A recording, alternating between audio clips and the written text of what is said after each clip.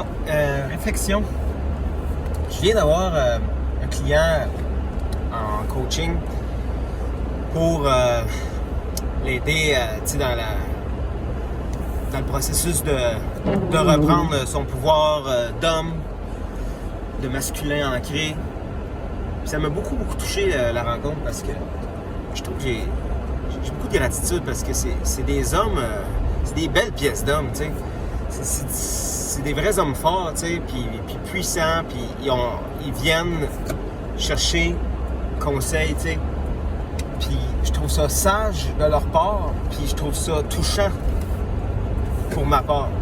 Puis il y a un sujet qui a été abordé, tu sais, puis c'est comme la crise identitaire que bien des hommes vivent en ce moment, tu sais.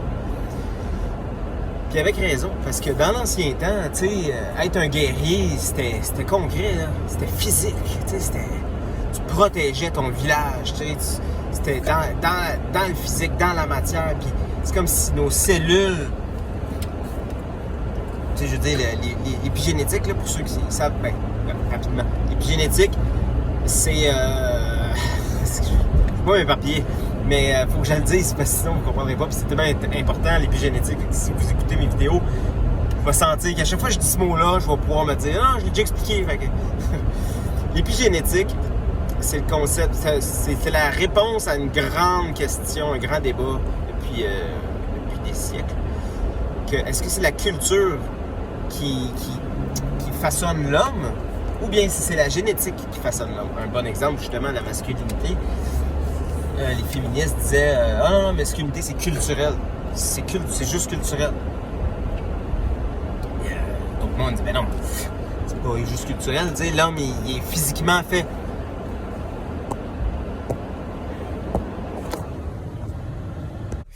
Bon, je disais, la masculinité, il y en a qui disent que c'est génétique parce que, tu sais, regarde les hommes, tu sais, ils ont plus de musculature, sont plus prédisposés pour chasser, ils ont plus des réflexes de chasseurs, tu sais, les petits gars, ils aiment ça jouer à la guerre, tu sais, moi, mes enfants, je vois bien, tu sais, mes petites filles, ils jouent à poupée, mes petits gars, ils veulent jouer à tuer, tu sais, c'est les garçons sont attirés par la mort, un peu le processus de donner leur mort ou du risque.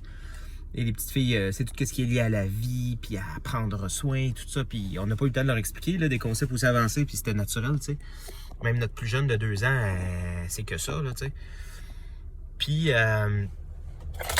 j'y aille en même temps parce que j'ai une vie chargée, puis j'essaie de faire des vidéos en même temps à travers la vie chargée.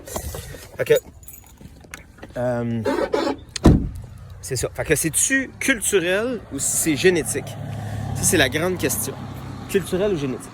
Puis là, j'ai pris l'exemple de la masculinité. Mais là, il vient l'épigénétique qui dit en fait, qui donne la réponse en fait, c'est que en anglais c'est simple, on dit nurture or nature. Nurture voulant dire culture, puis nature voulant dire génétique. Nurture versus nature. Puis en fait, l'épigénétique explique que c'est les deux, puis que la culture vient s'ancrer, vient s'imprimer, s'inscrire dans la génétique. Et la génétique, en retour, vient influencer grandement notre culture. Donc, quand on est né, un exemple super concret, le feu. Le feu, c'est ce qui a donné vraiment naissance à l'humain, parce que, mettons, c'est lui qui nous a donné abondance de nourriture. Hey, là, je m'éparpille solide, mais c'est pas grave, je m'amuse. Le feu, c'est ce qui nous a donné abondance de nourriture. Puis, il nous a permis de développer le langage. Parce que là, on avait abondance de temps, puisqu'on avait abondance de nourriture. Puis, il fallait faire cuire. On faisait bouillir beaucoup dans ce temps-là, là, dans des pots. On prenait un pot, on faisait un bol avec les pots de cuir. Puis, on mettait des pierres rouges dedans. Les mêmes pierres que pour les sweat lodge. Ils mettaient des pierres rouges dedans pour chauffer la bouillon. Puis, ça durait des heures, puis les gens, ils se mettaient autour, puis ils parlaient. Puis le langage s'est développé autour du feu. Et donc, aujourd'hui, même à ce jour, dans notre société moderne, il y a un petit feu, puis ça nous touche, là. On aime ça, être autour d'un feu, c'est plus fort que nous, tu sais. Puis, ça nous fait pas peur, tu sais. La majorité des animaux, ça les fait peur. Ils sont pas curieux des feux. Tu sais, t'allumes un feu, là, les oiseaux sont pas comme « Wow! » Tu sais, c'est juste nous autres là, que ça fait cet effet-là parce que c'est au fondement même de notre humanité. Je continue plus tard. Faire des vidéos. Il y a un aimant, ça colle. Cool, hein? Oui. Je faisais des vidéos dans l'auto. C'est pour ça que j'ai acheté ça. J'ai jamais le temps d'en faire. Puis là, je me suis dit, crime, si je veux finir par réussir à recommencer d'en faire, ben, il va falloir que j'y fasse en auto. Puis j'ai pas besoin de regarder, je me concentre. Mais genre, mettons, en revenant d'être libre, il y a sûrement une aide toi. C'est ça. Mais pas genre. Fait que je suis allé chercher ma fille au piano. Je parle avec elle. C'est ça, je vous la montre pas, c'est un secret, c'est qui? Son identité incognito. Fait que je parlais de l'épigénétique et de... J'expliquais aux gens l'épigénétique. Fait que si tu vas apprendre en même temps, c'est quoi? Fait que je disais que l'épigénétique, c'est une branche de la science extrêmement intéressante. D'ailleurs, il y a un livre de Brett Weinstein qui s'appelle Hunter-Gatherer. Excellent livre, excellent livre. Puis ça traite beaucoup plus large que ce que le titre suggère. C'est pas juste Hunter-Gatherer, c'est comme vraiment plein là, d'infos tellement intéressantes. Un exemple, juste un exemple. Saviez-vous que les humains, ça c'est dans ce livre-là, que les humains, c'est la seule espèce que les femelles gardent les seins, les gros seins, même quand ils sont pas en train d'allaiter. Parce que les hommes aiment ça. Puis parce que les hommes aiment ça, les femelles, ils ont comme la génétique a comme catché. Et donc, ça favorise la séduction et le truc. C'est quand même drôle. C'est la seule espèce. C'est vrai, j'y avais jamais pensé. Tu sais, un chat, il y a des gros seins juste quand il va allaiter. T'sais. Tandis que les humains, dès qu'ils sont adolescents, puis jusqu'à l'âge des aînés, tu sais. Fait qu'un petit fait cocasse. C'est rempli de ça dans ce livre-là. Mais bref, l'épigénétique, c'est mon intérêt pour l'épigénétique. Ah! Tombé! L'aimant, il n'y a pas... c'est pas si... J'ai acheté ça au Dollarama, il ne faut pas avoir trop d'attente. Bon, on continue. Ça, je disais. Ah, des gros seins! Non. Je disais que... l'épigénétique, c'est fascinant. Papa, tu vas ramasser après le verre que t'as fait tomber dans le... Comment tu dis? Tu vas ramasser le verre que t'as fait tomber dans le... Ouais. Tu vas faire une morceau? Je vais ramasser tantôt. L'épigénétique. Donc, nurture versus nature. C'est-à-dire que, dans le fond, là, je donnais l'exemple du feu. C'est que on est fasciné par le feu parce que, pas depuis 10 000 ans, pas depuis 20 000 ans, depuis des millions d'années, non mais tu sais, des millions d'années qu'on est autour du feu à se parler, à développer le langage, puis à se raconter des histoires. C'est la télé. La télé de l'ancien temps, c'était le feu. Le visuel, tu sais, c'est ça pour ça qu'on est accro aux écrans puis aux films, c'est que c'est la lumière puis c'est des paroles. C'est vraiment comme un simulacre du feu ancestral qui nous raconte. Tu sais, on regarde le feu. Tu sais, quand tu es autour du feu, tu regardes pas le compteur, tu regardes le feu. Tu regardes le feu puis tu écoutes le compteur. Fait que là, le feu te sert un peu comme le tarot, là, tu sais, c'est comme tu regardes ça, puis tu vois l'avenir, tu sais, puis tu vois plein d'affaires, tu sais, c'est comme pour les poches de thé, là, tu sais, ils lisent le futur dans un médium mystique. Fait que tu regardes le feu, puis tu écoutes l'histoire, tu sais. Je sais pas si vous le visualisez, moi je le raconte, puis je le vois dans ma tête. Fait que le feu, c'est la première télé, tu sais. C'est fou, hein, tu sais, c'est quand même intéressant de penser à ça.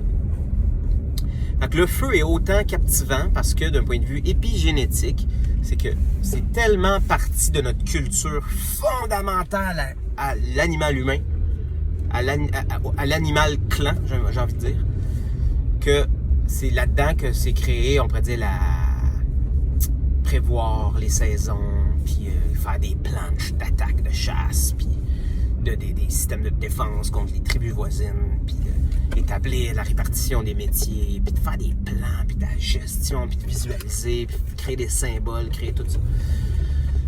Je m'éparpille! Donc, l'épigénétique, le feu, c'est un exemple. Et donc, on n'a jamais vu de feu de notre vie, puis quand on en voit un, c'est plus fort que nous, ça vient chercher quelque chose d'extrêmement profond. Et donc, c'est un parfait exemple d'épigénétique. Donc, la génétique influence la culture rapidement. Donc, la génétique influence beaucoup la culture. Et la culture influence lentement la génétique. Donc, puis là, je parlais d'épigénétique parce que l'homme, dans son épigénétique, trouve son identité dans l'instinct, dans la culture masculine du protecteur, bâtisseur, guerrier, tout ça. Puis aujourd'hui, dans les temps modernes, c'est plus possible. T'sais, puis nous, les femmes, vous comprendrez peut-être jamais, ou en tout cas, mais les hommes, quand on regarde un film là, comme Cœur Vaillant là, ou 300, là, c'est vous n'avez pas idée ce que ça nous fait. Là. On aurait le goût d'être là et d'aller se battre. Là, puis on a le goût de ça. Là. On est prêt à mourir là, pour notre nation. Il y a quelque chose de patriotique dans les hommes. Puis moi, je pense que c'est bon d'être patriotique, c'est sain. Tu veux peser sur le bouton? Pourquoi tu veux peser? Laisse-moi finir ma phrase. On est arrivé. Oui, on est arrivé. Je débarque, je vais... Non. Ouais, attends, je vais... Je vais l'éteindre. Ah, ok. Que j'aime les enfants.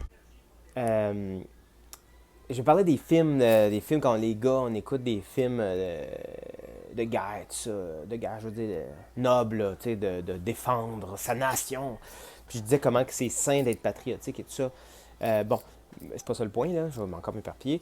Mon point, c'était que être un guerrier d'état moderne. Mon client me demande ça, il dit comment qu'on fait, je veux être un guerrier, tu sais, je veux venir embrasser pleinement mon identité masculine, comment on fait pour être un guerrier d'état moderne. Puis je trouvais que c'était une belle question, puis on est allé là-dedans, puis j'ai donné mon point de vue. Puis j'ai dit que un guerrier, fondamentalement, étymologiquement, ça veut dire gardien, c'est protéger quelque chose. T'sais. Puis on vit dans une époque où ce qu'on peut plus être un guerrier, ni qu'une épée, ni qu'un gun, je veux dire, ça va mal finir pour toi, t'sais.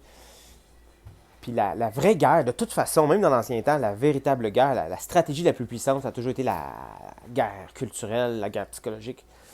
Et puis, de t'éduquer autant philosophiquement sur l'histoire, sur les idéologies, puis de vraiment comprendre qu'est-ce qui se passe, puis de prendre parole, tu sais. Puis tu vas te faire juger pour ça, puis tu vas te faire complimenter, tu vas rallier à toi du monde, tu vas empower people, puis tu vas choquer aussi, tu sais, puis tu vas vivre le jugement des autres. Puis tu sais comment que on admire les guerriers d'avoir des blessures, mais le se faire juger par les autres, c'est une forme d'endurance de guerrier, tu sais, puis de prendre parole malgré les sujets controversés, puis de prendre parole, c'est une façon d'être un guerrier dans la guerre culturelle. Et l'autre, c'est d'être un rassembleur, de rassembler les gens, de contribuer au resserrement du tissu social, puis d'être un pôle magnétique qui vient unir les gens, que ce soit en invitant les gens chez vous, en créant des événements, en t'intéressant aux besoins des gens autour de toi, puis de trouver le commun dénominateur d'un certain groupe de gens, tu sais, OK? Comme Bob Marley, j'appelle ça le principe Marley. Bob Marley, il disait que les 3 choses qui unissent le plus les gens, c'est les enfants, la musique et la nourriture, tu sais. Puis, c'est beau, c'est tellement vrai quand tu y penses, tu sais. La sagesse de Bob Marley, tu sais, un grand homme. Puis, tu sais, avec ces 3 principes, les 3 principes de Bob Marley, pour rassembler, d'être un rassembleur, c'est une forme de... tu sais, je veux dire, c'est comme une autre façon de voir la guerre. C'est que notre attaque à nous, humains, dans le libéralisme, tu sais, on parle, il me demandait sur le libéralisme, tu sais, puis je dis, le libéralisme, c'est pas, ça parle pas de liberté, c'est pas pour te libérer, c'est pas le libre marché, le libéralisme. Le libre marché existait déjà dans le temps médiéval, dans le temps de la nuit des temps, le libre marché, c'est un vieux concept. C'est pas le libéralisme qui a amené ça. Le libéralisme, lui, ce qui vient, c'est il vient nous libérer de notre identité. Il nous libère de l'identité québécoise. Il nous libère de notre identité celtique, ou il nous libère de nos traditions judéo-chrétiennes ou celtiques, ou il nous libère même de notre genre. Il nous libère, il libère les hommes des testicules. C'est comme libérer l'arbre de son écorce, libérer l'arbre de ses racines, libérer l'arbre de ses branches pour en faire un beau 2x4 libre, qui grelotte au milieu de l'univers. C'est ça le libéralisme. Puis je crois que d'être engagé courageusement dans la guerre en tant que noble guerrier, c'est de résister à ça, pas juste en résistant, mais en étant constructif vis-à-vis ce que j'ai nommé la culture, le tissu social, l'intelligence collective, tout ça, c'est de vraiment être un pôle accélérateur de ça. Donc, tissu social, les familles, si vous n'avez pas de famille, alliez-vous à des familles, puis rassemblez les familles ensemble, unissez-vous avec des projets communs. Un exemple, là, on est 3 familles, on s'est mis ensemble pour aller abattre un bœuf nous-mêmes, puis dans la façon qu'on a jugé la plus sacrée possible.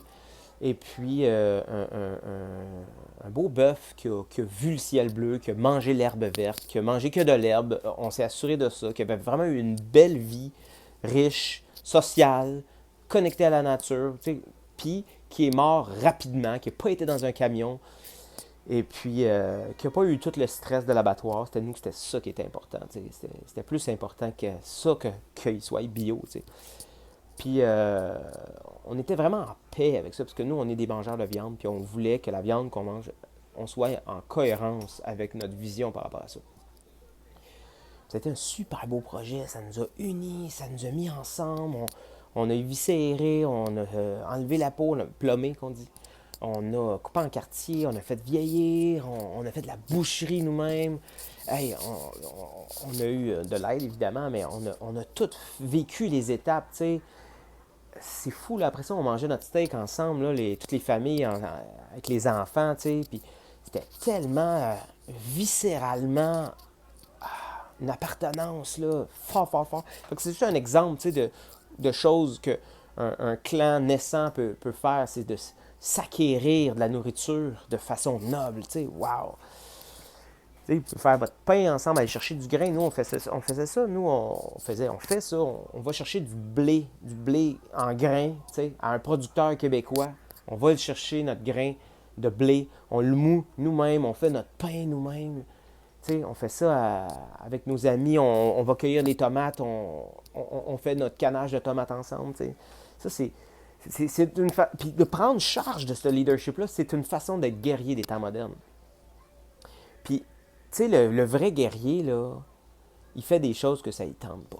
T'sais. Là, le guerrier, il va marcher dans la boîte, il va passer par les égouts là, pour venir faire une surprise, puis il va faire plein d'affaires que ça ne tente pas. Puis vous savez que, tu sais, les guerriers, là, quand ils se battaient pendant des heures sur les champs de bataille, là, chier dans les culottes, là, puis c'est pas parce qu'il y avait peur, là, c'est qu'il n'y avait pas le temps, il n'y avait pas le choix, c'était ça. Puis c'est la grosse, triste réalité de la guerre qu'on parle pas, tu sais. C'est des gens qui n'avaient pas dormi depuis...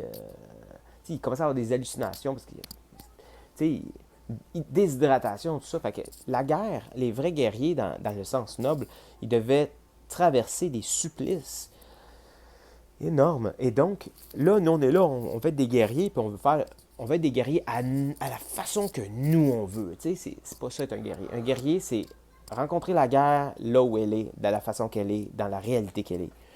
Et ça implique faire des choses qu'on se demande pas si c'est ça qu'on a envie de faire ou non. C'est que c'est ça qu'il faut faire. C'est ça qu'il faut faire. On veut créer la communauté, on veut resserrer le tissu social, on veut retrouver, pour les hommes, retrouver notre masculin ancré, venir créer notre ancrage solide, notre puissance, où on sent que ça crée de la sécurité pour les femmes et les enfants, pour nos familles.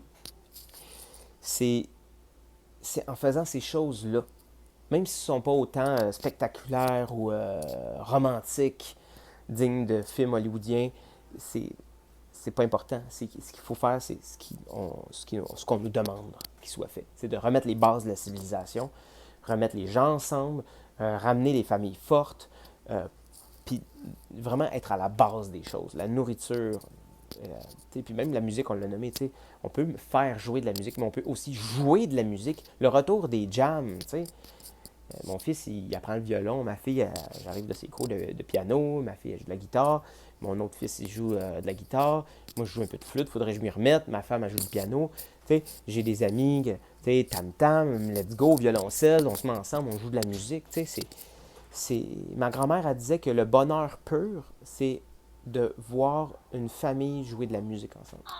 C'est beau pareil, hein? Ma grand-mère Thérèse disait, le bonheur absolu, c'est une famille qui joue de la musique ensemble. Ça m'a vraiment touché. Elle a dit ça pas longtemps avant de mourir.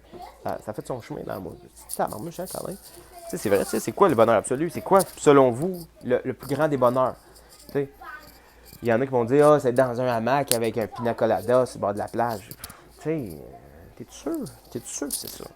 Combien de pina colada tu vas boire? Combien de bronzage tu as besoin? À un moment donné, le vrai bonheur là, intégré dans la réalité, c'est quoi? Fait que bref, intéressez-vous à c'est quoi le bonheur que les gens veulent, puis mettez-le en place. Mettez-le en place. Structurez la communauté. Rassemblez les gens ensemble. Informez-vous de ce qu'ils veulent. Informez-vous de leurs projets, de ce qu'ils veulent mettre en place. Puis prenez leadership. C'est ça le masculin ancré. C'est du leadership pour la communauté. Puis c'est intéressant parce que le mot guerrier, on l'a dit, ça veut dire gardien. Mais un gardien, ça garde quelque chose, tu sais. Puis ça vient, à l'origine, tu sais, l'étymologie, ça vient de jardin, tu sais. Jardin, c'est ça, c'est un lieu, un enclos, tu sais, c'est un lieu protégé, tu sais. Puis même le mot, c'est intéressant parce que le mot paradis veut dire ça aussi. Paradis, ça veut dire tu sais, ça veut dire protection, comme parachute, pare-brise, tu sais. Fait que un paradis, ça veut dire un lieu protégé. C'est un jardin, c'est le jardin d'Éden. Le paradis, ça veut dire un jardin, tout simplement. Fait que, tu sais, c'est vrai que c'est paradisiaque. Tu penses au paradis, tu penses à un jardin, avec une fontaine, puis des pommiers, tu sais. Des enfants qui se balancent, puis comme le logo de la Cité d'Accord, dans le fond, c'est exactement ça. C'est un petit paradis bien simple, un pommier avec une balançoire, des enfants qui jouent. C'est comme, c'est quoi de plus, tu sais, c'est comme, wow.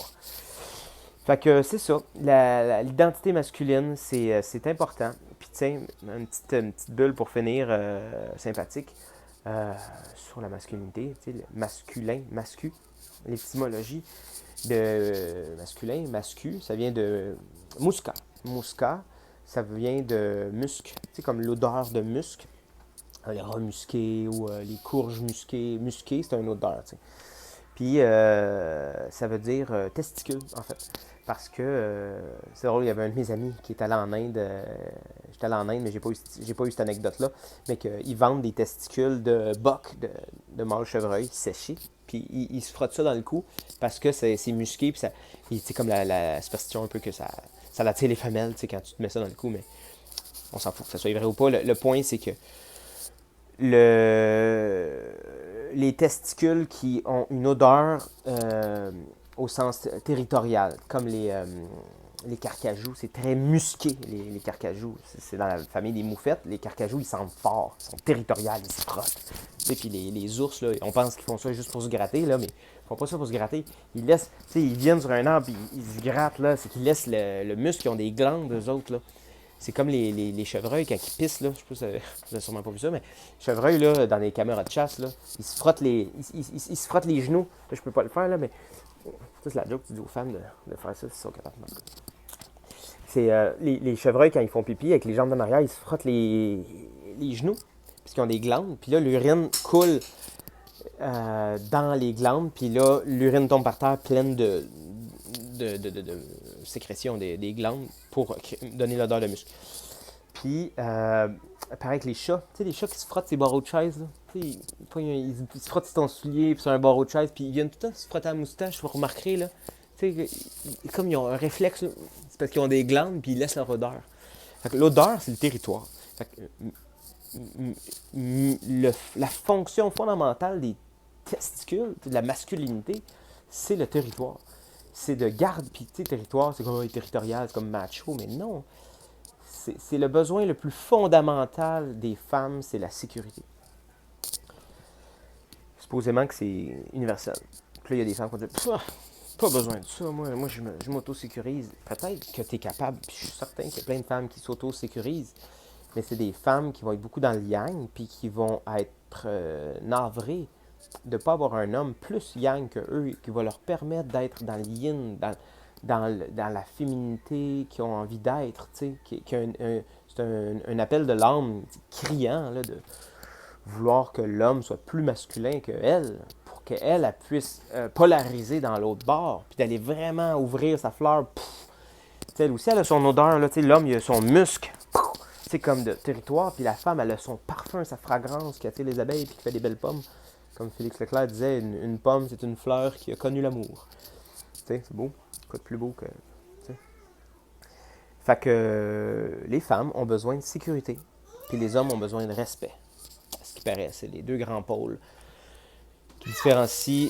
Puis tu sais, un couple peut manquer d'amour une fois de temps en temps. La femme, elle peut accepter de continuer de vivre avec son homme, même s'il n'y a pas l'amour qu'elle aimerait qu'elle ait. C'est comme un bonus, c'est comme un luxe quand l'amour est là. T'sais. Des fois, l'amour est là, des fois, l'amour n'est pas là. Mais qu'est-ce qui est fondamental pour la femme, c'est qu'il faut que la sécurité soit là. Si la sécurité n'est pas là, quand il y aura un manque d'amour... Okay, bon, ça va être la fin. Peux-tu la consoler, s'il te plaît? Correct. Bon. Okay.